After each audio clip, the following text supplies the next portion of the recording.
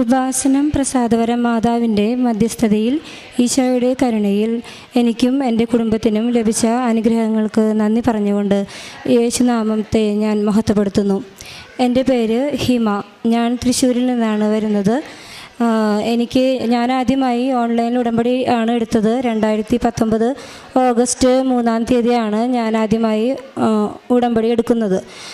ഞാൻ ഉടമ്പടി എടുക്കാനുണ്ടായ കാരണം കുറേ വർഷങ്ങളായി ഞാൻ ഇതുപോലെ urinary infection, vaginal infection, piles, fistula, acidity ഇങ്ങനെയുള്ള എല്ലാ രോഗങ്ങളും എൻ്റെ ശരീരത്തിൽ ഉണ്ടാവുകയും അതിൻ്റെ ഫലമായി കുറേശ്ശെയായിട്ട് എൻ്റെ ഹെൽത്ത് വീക്കാകുകയും പിന്നെ വളരെ വെയിറ്റ് ലോസിലേക്ക് അത് വരികയും അങ്ങനെ ഭയങ്കരമായി ഞാൻ ബുദ്ധിമുട്ടിയിരുന്ന ഒരു സാഹചര്യത്തിലാണ് ഞാൻ ഓൺലൈനായിട്ട് ഉടമ്പടി എടുക്കുന്നത്.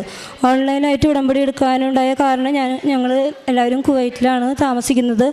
അപ്പോൾ 2019 ആ സമയത്ത് കൊറോണ പീരീഡ് ആയതുകൊണ്ട് നാട്ടിലേക്ക് വരാനുള്ള സാഹചര്യങ്ങളും ഉണ്ടായിരുന്നില്ല. അതുകൊണ്ടാണ് ഓൺലൈനായിട്ട് ഉടമ്പടി എടുത്തത്. അപ്പോൾ പെട്ടെന്ന് അതിൻ്റെ ഓപ്ഷൻസും കാര്യങ്ങളൊക്കെ വന്നപ്പോൾ എനിക്ക് എന്തൊക്കെയാണ് ചെയ്യേണ്ടത് എന്നുള്ളതൊക്കെ ഞാൻ പെട്ടെന്ന് മറന്നുപോയി. അതിൻ്റെ കാരണം കൊണ്ടും പിന്നെ അത്രയധികം തീക്ഷ്ണത ആ സമയത്ത് ഇല്ലാതിരുന്നത് കൊണ്ടും ഞാൻ പ്രത്യക്ഷീകരണ പ്രാർത്ഥനയും മരിയൻ ഉടമ്പടി പ്രാർത്ഥനയും കൃത്യമായിട്ട് ചെയ്തു പോന്നിരുന്നു. പക്ഷേ അത് കറക്റ്റ് സമയത്തൊന്നുമല്ല. ഞാൻ 5:30 കറക്റ്റായിട്ട് അങ്ങനെ എണീക്കില്ല. ഇത്തിരി രാവിലെ എണീക്കാൻ കുറച്ച് മടിയുള്ള ആളാണ് ഞാൻ. അപ്പോൾ ഞാൻ എന്താണെങ്കിലും ആ ദിവസം ഞാനത് എത്തിച്ചിരിക്കും. എപ്പോഴെങ്കിലും ഒരു സമയത്ത് 6 മണിക്കുള്ളിലോ 6:30-ക്കുള്ളിലോ അങ്ങനെയുള്ളൊരു സമയത്ത് ഞാൻ പ്രത്യക്ഷീകരണ പ്രാർത്ഥനയും വൈകിട്ട് മരിയൻ ഉടമ്പടി പ്രാർത്ഥനയും മുടങ്ങാതെ 90 ദിവസം ഞാൻ എത്തിച്ചിരുന്നു. അതിന് ശേഷം എനിക്ക് കുറേശ്ശെയായിട്ട് മാതാവ് ഇങ്ങനെ അതിൻ്റെ ഉള്ളിലായിട്ട് എനിക്ക് മാതാവിൻ്റെ 2 ദർശനങ്ങളും ഉണ്ടായിട്ടുണ്ട്. ഉടമ്പടി എടുത്തതിൻ്റെ ആദ്യത്തെ 2 വീക്കിനുള്ളിൽ തന്നെ മാതാവ് എനിക്ക് പ്രത്യക്ഷപ്പെട്ട് സ്വപ്നത്തിൽ ഞാൻ കൃപാസനം അമ്മയാണ് എന്ന് എന്നോട് പറയുന്ന സ്വരം ഞാൻ കേട്ടു. മാതാവിനെ അത്ര വ്യക്തമല്ലെങ്കിലും ഞാൻ കുറേശ്ശെ കണ്ടു. അപ്പോൾ ഞാൻ മാതാവിനോട് പറഞ്ഞിരുന്നു, എന്നെ പേടിപ്പിക്കരുത്, എനിക്ക് പേടിയാണ് മാതാവിനെ കാണുമ്പോൾ.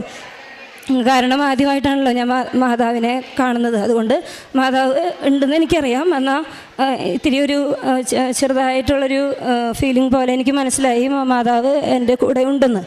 അതിനുശേഷം അടുത്ത് തന്നെയായിട്ട് ഞാൻ വീണ്ടും ഒരു സ്വപ്നം കണ്ടു. ഞാനും എൻ്റെ അമ്മയും എൻ്റെ ചേച്ചിയും കൂടി മാതാവിൻ്റെ കാലിൽ കെട്ടിപ്പിടിച്ച് മാതാവ് മുകളിലേക്ക് നോക്കി ഇങ്ങനെ ചിരിച്ചുകൊണ്ട് നിൽക്കുന്ന ഒരു സ്വപ്നവും ഞാൻ കണ്ടു. അപ്പോൾ എനിക്ക് മനസ്സിലായി ഞാൻ ഉടമ്പടി എടുക്കുന്നതിൻ്റെ അവസാനമായിട്ട് ഞങ്ങൾ സന്തോഷിക്കാനായിട്ട് മാതാവ് ഇടവരുത്തും എന്ന് എനിക്ക് ബോധ്യം വന്നു. അതിനുശേഷം ഞാൻ ഉടമ്പടി പ്രാർത്ഥനയും പ്രത്യക്ഷീകരണ പ്രാർത്ഥനയും രാവിലെയും വൈകിട്ടും മാത്രമല്ല ഇടയ്ക്കിടയ്ക്ക് ചെല്ലാൻ തുടങ്ങി. എപ്പോഴൊക്കെയാണോ എനിക്ക് പ്രതിസന്ധി ഉണ്ടാകുന്നത് അപ്പോഴൊക്കെ ഞാൻ ഇത് ചൊല്ലി പ്രാർത്ഥിക്കും. അപ്പോൾ എനിക്ക് ഭയങ്കര റിലീഫ് കിട്ടും. എൻ്റെ മക്കളോടും ഹസ്ബൻഡിനോടും എൻ്റെ ചേച്ചിയോടും അമ്മയോടും ഒക്കെ ഞാനിത് പറയാൻ തുടങ്ങി. ആദ്യമായിട്ട് പക്ഷേ എൻ്റെ മദർ-ഇൻ-ലോ ആണ് എനിക്ക് ഉടമ്പടിയെ പറ്റി പറഞ്ഞു തന്നത്. അമ്മ ഇവിടെ വന്ന് ഉടമ്പടി എടുത്തിട്ടുണ്ട്, മാതാവിൻ്റെ രൂപമാണ്, പിടിക്കാനുള്ള ഭാഗ്യമാണ് അന്ന് അമ്മയ്ക്ക് കിട്ടിയത് എന്നൊക്കെ പറഞ്ഞപ്പോൾ എനിക്ക് ഭയങ്കര ത്രില്ലായി. അങ്ങനെ ഞാൻ പ്രാർത്ഥനയിൽ മുന്നോട്ട് പോയി. അത് കഴിഞ്ഞിട്ട് എൻ്റെ അസുഖങ്ങൾക്കൊക്കെ അങ്ങനെ ശമനമുണ്ടായെന്ന് പറയാൻ പറ്റില്ല. അതിൻ്റെ കാരണം ഇപ്പോഴാണ് എനിക്ക് മനസ്സിലാവുന്നത്. ഞാൻ അന്ന് കുമ്പസാരിക്കാറില്ലായിരുന്നു, ക്ഷമിക്കേണ്ട ആൾക്കാരോട് ക്ഷമിച്ചിട്ടില്ലായിരുന്നു, വിശുദ്ധ കുർബാനയ്ക്ക് അത്ര പ്രാധാന്യം കൊടുത്തിട്ടില്ലായിരുന്നു, കാരുണ്യ പ്രവർത്തികൾ അങ്ങനെ ചെയ്യാനുള്ള സാഹചര്യം ഞങ്ങൾക്ക് അവിടെ അത്രയ്ക്കില്ലായിരുന്നു. എങ്കിലും എൻ്റെ ഹസ്ബൻഡ് ഓരോരോ ആതുരാലയങ്ങളിലേക്കൊക്കെ പൈസ അയച്ചു കൊടുക്കും ഞങ്ങളെ കൊണ്ട് പറ്റുന്നത്. അങ്ങനെയുള്ള കാര്യങ്ങളൊക്കെ ചെയ്യുമായിരുന്നു. പിന്നെ ഉപവസിക്കാൻ എനിക്ക് തീരെ പറ്റില്ല. കാരണം അസിഡിറ്റിയുടെ പ്രോബ്ലം ഭയങ്കരമായിട്ട് എനിക്ക് ഉണ്ടായിരുന്നതുകൊണ്ട്. അപ്പോൾ ഞാൻ എൻ്റെ മനസ്സിൽ തന്നെ വിചാരിക്കും, എനിക്ക് അസിഡിറ്റി ആണല്ലോ, അപ്പോൾ എനിക്ക് ഉപവസിക്കാൻ പറ്റില്ലല്ലോ, അതെൻ്റെ ദൈവത്തിന് അറിയാം. അതുകൊണ്ട് ഞാൻ അങ്ങനെ ഒരു തട്ടാമുട്ടി പോലെ ഞാനിങ്ങനെ പോയിക്കൊണ്ടിരുന്നു. അത് കഴിഞ്ഞ് വീണ്ടും എൻ്റെ അസുഖങ്ങൾക്ക് പറയത്തക്ക ഒരു കുറവില്ലെങ്കിലും എനിക്ക് ഉള്ളിൽ നല്ല ബോധ്യമുണ്ട് മാതാവ് എന്നെ സഹായിക്കും എന്നുള്ളത്. അപ്പോൾ ഓൺലൈനിലായിട്ട് ഞാൻ ഉടമ്പടി വെച്ചപ്പോൾ ഞാൻ 6 നിയോഗങ്ങൾ എഴുതിയതിൽ ആദ്യമായിട്ട് നടന്ന നിയോഗം എൻ്റെ ചേച്ചിക്ക് 10 വർഷമായിട്ട് അവളുടെ സ്ഥല വിൽപ്പന നടക്കാതെ അവൾ വളരെയധികം നിരാശപ്പെട്ടിരുന്നു. അപ്പോൾ പെട്ടെന്ന് അവളുടെ സ്ഥല വിൽപ്പന നടന്ന് അവൾക്ക് നല്ലൊരു ഭവനം പണിയണമെന്നുള്ളത് അവളുടെ അതിയായ ഒരു ആഗ്രഹമായിരുന്നു. അപ്പോൾ ഞാൻ അതിനുവേണ്ടി നന്നായി നന്നായി പ്രാർത്ഥിക്കാറുണ്ടായിരുന്നു. അങ്ങനെ അവൾക്ക് നല്ലൊരു സ്ഥല വിൽപ്പന അധികം നഷ്ടമല്ലാത്തതും എന്നാൽ അധികം ലാഭം എന്ന് പറയാൻ പറ്റില്ല, എന്നാലും നല്ല രീതിയിൽ മാതാവ് നടത്തി തന്നു. അതിനുശേഷം അവൾക്ക് നല്ലൊരു ഭവനം പണിയാൻ സാധിച്ചു എന്നുള്ളതാണ് ഞാൻ ഓൺലൈൻ ഉടമ്പടിയിൽ വെച്ചിട്ടുള്ള എൻ്റെ ആദ്യത്തെ നിയോഗം സാധിച്ചത്. പിന്നെ വീണ്ടും ഞാൻ പൈൽസിൻ്റെയും ഫിസ്റ്റുലയുടെയും അസുഖമുണ്ടെന്ന് പറഞ്ഞല്ലോ, അത് വന്നപ്പോഴും അത് വളരെ മൂർച്ഛിച്ച അവസ്ഥയിൽ ഡോക്ടേഴ്സിനെയൊക്കെ ഞാൻ മാറി മാറി കാണുമായിരുന്നു. അലോപ്പതി, ഹോമിയോ, ഇതൊക്കെ ഞാൻ കുവൈറ്റിൽ ഹോമിയോയുടെ ഡോക്ടറെയാണ് ഞാൻ കണ്ടിരുന്നത്. അങ്ങനെ കുറേ നാൾ അത് പോയിക്കൊണ്ടിരുന്നു. അത് ഡോക്ടറിനോട് പറയും അത് മാറും, പക്ഷേ കുറച്ച് സമയമെടുക്കും. പക്ഷേ കുറേ നാളായിട്ട് രൂപപ്പെട്ട് വന്ന ഫിസ്റ്റുല ഒക്കെ ആയതുകൊണ്ട് അതിനെന്താണെങ്കിലും സർജറി ചെയ്ത് അത് കളയണം. അതിനുശേഷം നമുക്ക് പിന്നെ വരാണെങ്കിൽ നമുക്ക് നോക്കാം, അത് നമുക്ക് ഹോമിയോ കൂടെ തന്നെ മാറ്റിയെടുക്കാം എന്നൊക്കെ പറഞ്ഞ് പല ആളുകളിൽ കൂടെ എനിക്ക് നല്ല ശക്തി തന്നു. എൻ്റെ അത് മാറ്റിക്കിട്ടും എന്നുള്ളത് എനിക്ക് ഇങ്ങനെ ബോധ്യപ്പെട്ടു. അങ്ങനെ ഞാൻ മുന്നോട്ട് പോയിക്കൊണ്ടിരിക്കെ പിന്നെ കഴിഞ്ഞ വർഷം 2023 ഞാൻ നാട്ടിൽ വന്നപ്പോൾ ഞാൻ തീർത്ഥാടന ഉടമ്പടി ഇവിടെ വന്നെടുത്തു. അതിനുശേഷമാണ് എനിക്ക് കാര്യങ്ങളൊക്കെ എങ്ങനെയാണ് ചെയ്യേണ്ടത് എന്നുള്ളൊരു ബോധം ഉണ്ടായത്. അതിനുശേഷം ഞാനിങ്ങനെ അതിൻ്റെ ഉള്ളിൽ ഞാനിങ്ങനെ 2019 ഓൺലൈൻ ഉടമ്പടി എടുത്തതിന് ശേഷം എൻ്റെ മക്കൾക്ക് നല്ല പഠിക്കാനായിട്ട് നല്ല ഉന്നതി വേണമെന്നൊക്കെ ഞാൻ എപ്പോഴും ഓരോരോ പ്രയറുകൾ, അതായത് ഞാൻ എന്താണോ മനസ്സിൽ ആഗ്രഹിക്കുന്നത് ആ പ്രയർ എനിക്ക് ഞാൻ യൂട്യൂബിൽ കാണുമ്പോൾ അതുപോലെ ഉടമ്പടി ധ്യാനം കാണുമ്പോൾ സാക്ഷ്യങ്ങൾ കാണുമ്പോഴൊക്കെ എന്നോട് റിലേറ്റഡ് ആയിട്ടുള്ള സാക്ഷ്യം എൻ്റെ മുന്നിൽ വരും. ഞാനിവരോട് പറയാറുണ്ട് ഞാൻ എന്താണോ മനസ്സിലാണെന്ന് വിചാരിച്ചത് അതിനോട് ബന്ധപ്പെട്ട സാക്ഷ്യമായിരിക്കും ഞാൻ കാണുക. അപ്പോൾ നമുക്കൊരു ഉന്മേഷം കിട്ടും, ഇങ്ങനെ പ്രാർത്ഥിച്ചാൽ മതി. അപ്പോൾ ഞാൻ ആ രീതിയിൽ പ്രാർത്ഥിക്കും. അങ്ങനെ പ്രാർത്ഥനയിൽ ഞാൻ വളരെ സമയം കണ്ടെത്താൻ തുടങ്ങി. അപ്പോഴൊന്നും ഞാൻ ബൈബിൾ വായന അരമണിക്കൂർ വായിക്കാറില്ലായിരുന്നു. അപ്പം ഓഡിയോ ബൈബിളാണ് ഞാൻ കേൾക്കാറ്. കാരണം ഞാൻ അവിടെ കുവൈറ്റിൽ ടീച്ചറാണ്. അപ്പോൾ രാവിലെ എണീറ്റ് കുറേ പണികളൊക്കെ കഴിഞ്ഞ് ഇവർക്കുള്ള ഫുഡും കാര്യങ്ങളൊക്കെ കഴിഞ്ഞിട്ട് വേണം പോകാൻ. പിന്നെ വീട്ടിലെത്തുമ്പോഴേക്കും ടയേർഡാവും. ടീച്ചേഴ്സിൻ്റെ പണി നിങ്ങൾക്ക് അറിയാലോ, എപ്പോഴും അലച്ചലച്ച് പറയുന്നതുകൊണ്ട് എനിക്ക് ഭയങ്കര ക്ഷീണവും പിന്നെ അതിൻ്റെ ഇടയ്ക്കൂടെ ഈ അസുഖങ്ങളൊക്കെ ഉണ്ട്. അതുകൊണ്ട് ഞാൻ അങ്ങനെയുള്ള ഒരു സാഹചര്യം എനിക്ക് കിട്ടിയില്ല. അപ്പോൾ ഞാൻ കിടന്നുകൊണ്ട് ഓഡിയോ ബൈബിള് കേൾക്കുമായിരുന്നു. അങ്ങനെ വീണ്ടും പൊയ്ക്കൊണ്ടിരിക്കെ എൻ്റെ മൂത്ത മോളാണ്, ഇവളുടെ 10ാം ക്ലാസ് എക്സാം കഴിഞ്ഞു. കുവൈറ്റിൽ വെച്ചിട്ട് തന്നെ 12ാം ക്ലാസ്സും കഴിഞ്ഞു. 2 എക്സാമിനും അവൾക്ക് ഉന്നത വിജയം നൽകി തന്നെ മാതാവ് അവളെ അനുഗ്രഹിച്ചു. ചെറുപ്പം മുതലേ നന്നായി പഠിക്കുമായിരുന്നു. അപ്പോൾ ഞാനിങ്ങനെ പ്രാർത്ഥിക്കാറുണ്ട് നല്ല രീതിയിലുള്ള വിജയം കൊടുക്കണമേ, അല്ലെങ്കിൽ അവൾക്ക് ഇങ്ങനെ ഡിപ്രഷൻ പോലെ ഇത്രയും പഠിച്ചിട്ടും എനിക്ക് മാർക്കില്ലല്ലോ എന്നുള്ളൊരു വിഷമം അവൾക്കുണ്ടാവരുത് മാതാവേ എന്ന് പറഞ്ഞ് ഞാൻ പ്രാർത്ഥിക്കാറുണ്ടായിരുന്നു. അതുപോലെ തന്നെ +2ൻ്റെ എക്സാം വരുന്നതിൻ്റെ 2 ദിവസം മുന്നേ ഞാൻ ഇതുപോലെ എനിക്ക് ആവശ്യമുള്ള സമയത്തൊക്കെ ഞാൻ പ്രത്യക്ഷീകരണ പ്രാർത്ഥന മുട്ടുകുത്തി നിന്ന് മാതാവിൻ്റെ മുന്നിൽ നിന്ന് ചെല്ലാറുണ്ടായിരുന്നു. അപ്പോൾ അത് ചെല്ലുന്ന സമയത്ത് ഞാൻ മാതാവിനോട് പറഞ്ഞു, മാതാവേ ഒരു 95% മാർക്കെങ്കിലും ഇവൾക്ക് കൊടുക്കണേ, അല്ലെങ്കിൽ ഇപ്പോഴത്തെ കാലത്ത് ഭയങ്കര കോമ്പറ്റീഷനാണ്, എവിടെയും സീറ്റ് കിട്ടാനും ഒക്കെ ബുദ്ധിമുട്ടായിരിക്കും എന്ന് പറഞ്ഞ് ഞാൻ പ്രാർത്ഥിക്കാറുണ്ടായിരുന്നു. അപ്പം മാതാവ് എൻ്റെ മനസ്സിലിങ്ങനെ തോന്നിച്ചതുപോലെ എനിക്ക് ഇങ്ങനെ തോന്നി. 2004 ഡിസംബർ 7 എന്നുള്ള അത് ആ ഒരു നമ്പറുകൾ നീ കൂട്ടി നോക്കിയാൽ മതി, അതാണ് നിൻ്റെ മോളുടെ പെർസെൻറ്റേജ് എന്ന്. അപ്പോൾ ഞാൻ ആ പ്രാർത്ഥന കഴിഞ്ഞിട്ട് ഇത് കൂട്ടി നോക്കിയപ്പോൾ 97% എന്നാണ് എനിക്ക് കിട്ടിയത്. അപ്പോൾ ഞാൻ ഓർത്ത് 97% മാർക്ക് +2ന് കിട്ടുമോ? 10ാം ക്ലാസ്സിലാണെങ്കിൽ അത് കുഴപ്പമില്ല, അത് നമുക്ക് ഈസി ആയിട്ടുള്ളൊരു പഠിച്ചെടുത്താൽ കിട്ടാവുന്നതാണ്. അപ്പോൾ 10ാം ക്ലാസ്സിൽ പരീക്ഷയ്ക്കും അവൾക്ക് +2 പരീക്ഷയ്ക്കും 2 ദിവസം കഴിഞ്ഞ് റിസൾട്ട് വന്നപ്പോൾ എൻ്റെ ഹസ്ബൻഡ് എന്നെ വിളിച്ച് പറയായിരുന്നു ഇവളുടെ റിസൾട്ട് വന്നു, 97% തന്നെയായിരുന്നു ഇവളുടെ മാർക്ക്. ആ കറക്റ്റ് മൊമെൻറ്റിൽ ഞാൻ ഇവളുടെ മാർക്ക് സന്തോഷിക്കുന്നതിനേക്കാൾ കൂടുതൽ ഞാൻ മാതാവിനോട് അത് പറഞ്ഞ ആ ഒരു സാഹചര്യമായിരുന്നു എൻ്റെ മനസ്സിൽ വന്നത്. അപ്പോൾ എനിക്കത് കുറച്ചും കൂടിയും ഒരു എന്താ പറയുക പ്രാർത്ഥിക്കാനുള്ള ഒരു ഉന്മേഷം എനിക്ക് കൂടുതലായിപ്പോയി. അത് കഴിഞ്ഞ് ഞാൻ പിന്നെ എൻ്റെ അസുഖങ്ങൾക്കൊക്കെ ഈ സമയങ്ങൾക്കുള്ളിൽ വളരെ കുറവ് അനുഭവപ്പെട്ടു തുടങ്ങി. അതായത് ഞാൻ കുറേ ഡോക്ടേഴ്സിനെ മാറി മാറി കണ്ടിട്ടും അവർ തരുന്ന മരുന്നുകളൊക്കെ കഴിച്ചിട്ടും എനിക്കത് കുറയില്ല എന്നില്ല, പക്ഷേ വീണ്ടും വന്നുകൊണ്ടിരിക്കും. അങ്ങനെ ഞാൻ എപ്പോഴും ഈ രോഗങ്ങൾക്ക് അടിമപ്പെട്ടുകൊണ്ട് ഇരിക്കുന്ന ഒരു സാഹചര്യമായിരുന്നു. ഞാനിതുപോലെ ഒന്നുമല്ലായിരുന്നു, വളരെ മെലിഞ്ഞു പോയി. അപ്പോൾ എൻ്റെ ഫ്രണ്ട്സും എൻ്റെ കസിൻസൊക്കെ കണ്ടിട്ട് എന്നോട് ചോദിച്ചു എന്ത് പറ്റി, എന്താണ് ഇങ്ങനെ മെലിച്ചെന്നൊക്കെ ചോദിക്കാറുണ്ടായിരുന്നു. അപ്പോൾ എനിക്ക് വളരെ വിഷമമായിരുന്നു. അത് കഴിഞ്ഞ് ഞാനിങ്ങനെ പ്രാർത്ഥനയിൽ ശക്തിപ്പെട്ട് വരുന്നതിൻ്റെ ഭാഗമായിട്ടാണെന്ന് ഞാൻ വിശ്വസിക്കുന്നു.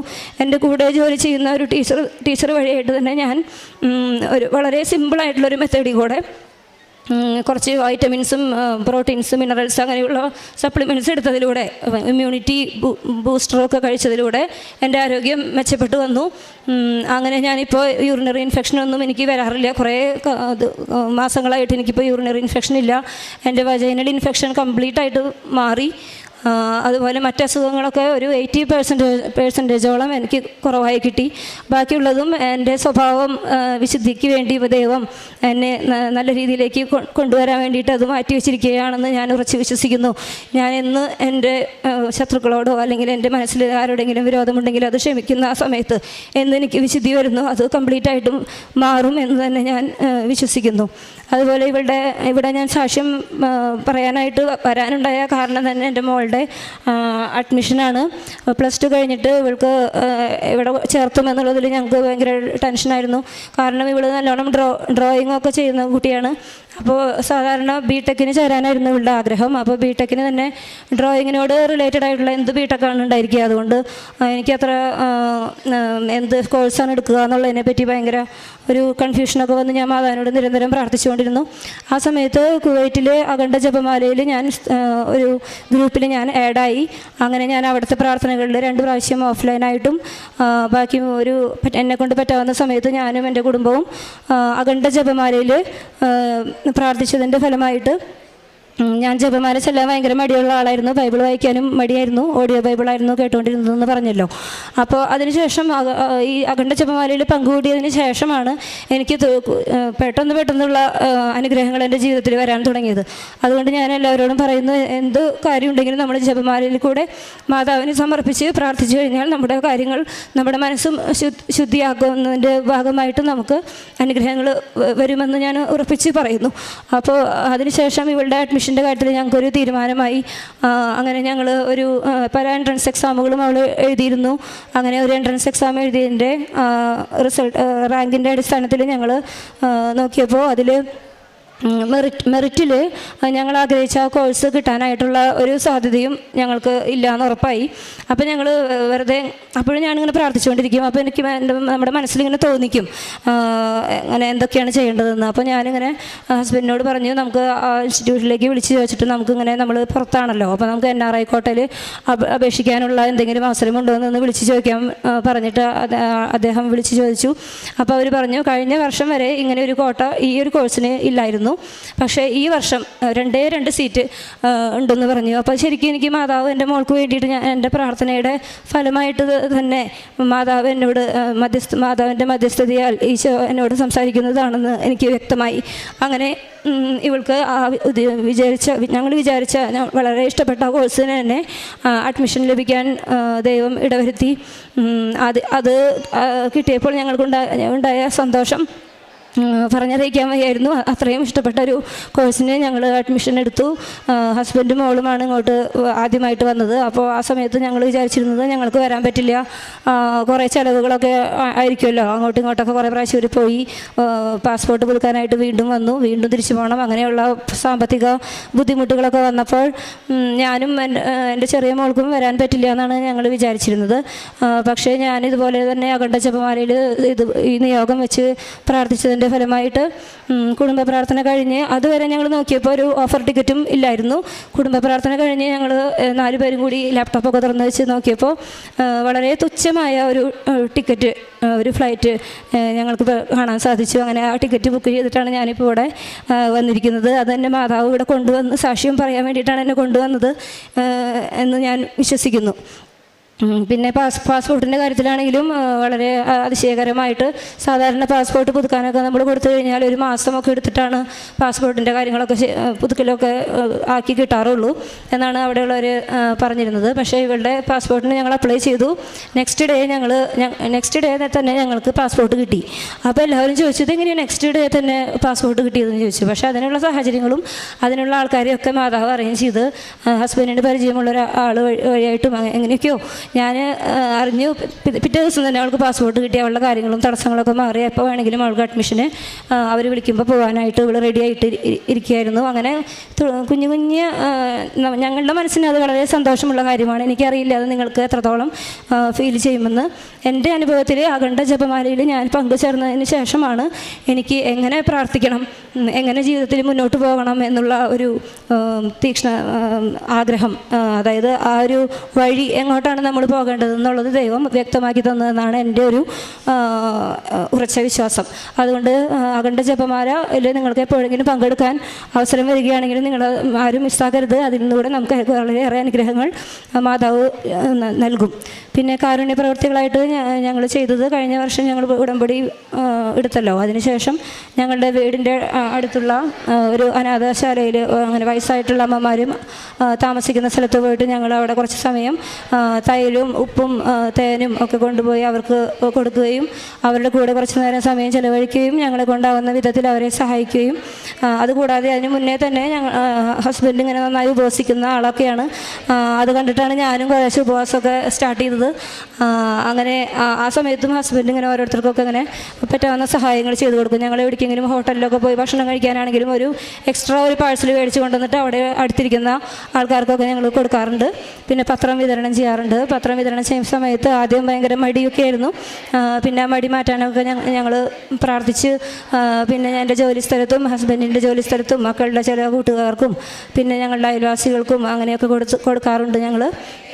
അങ്ങനെ ഇപ്പോഴും ഞാൻ വേറൊരാൾ ഇവിടെ ഞാൻ സാക്ഷ്യം കേട്ടു, അവർ പറഞ്ഞതുപോലെ നമുക്ക് പ്രാർത്ഥിച്ചുകൊണ്ടിരിക്കുമ്പോൾ നമുക്ക് എന്താണ് ചെയ്യേണ്ടതെന്നുള്ള വഴി മാതാവ് നമുക്ക് നമ്മുടെ മനസ്സിൽ തോന്നിപ്പിക്കും. അപ്പോൾ ആദ്യം നമ്മൾ വിചാരിക്കും അത് എൻ്റെ ഒരു ആഗ്രഹമായതുകൊണ്ട് എനിക്ക് തോന്നുന്നതാണ് എന്ന് ഞാൻ പല കാര്യങ്ങളും വിചാരിച്ചിട്ടുണ്ട്. പക്ഷേ അല്ല, മാതാവ് നമ്മളിലൂടെ, അതായത് ഏത് വചനം എടുത്താലും ഞാൻ ഏത് അവസ്ഥയിലാണോ ഇരിക്കുന്നത് ആ അവസ്ഥയുടെ റിലേറ്റഡ് ആയിട്ടുള്ള വചനം എനിക്ക് കിട്ടി. ആ വചനം വെച്ച് ഞാൻ പ്രാർത്ഥിച്ച്, അതെനിക്കൊരു ബുക്കുണ്ട്, ആ ബുക്കിൽ ഞാൻ എഴുതി 320 വചനം വരെ ഞാനിങ്ങനെ ത്രില്ലടിച്ച് കുറേ വചനങ്ങൾ എഴുതി വെച്ചിട്ടുണ്ട്. അത് വെച്ച് പ്രാർത്ഥിക്കാറുണ്ട്. എൻ്റെ മക്കളോടൊക്കെ ഞാൻ പറയാറുണ്ട്, അത് വെച്ച് ഓരോ വചനം വെച്ച് നിങ്ങൾ പ്രാർത്ഥിക്കുക, അപ്പോൾ ദൈവം നമ്മോട് സംസാരിക്കും, ദൈവം നമുക്കതിനുള്ള വഴി തുറന്നു തരും എന്ന് ഞാൻ ഇവരോടൊക്കെ പറഞ്ഞ് ഞങ്ങളൊക്കെ പ്രാർത്ഥിക്കാറുണ്ട്. ഞാൻ ചുരുക്കുന്നു. ഞാനിവിടെ ദൈവത്തിൻ്റെ കൃപാസന മാതാവിൻ്റെ മുന്നിലും ഈശോയുടെ മുന്നിലും ഞാൻ എൻ്റെ സാക്ഷ്യം സമർപ്പിക്കുന്നു.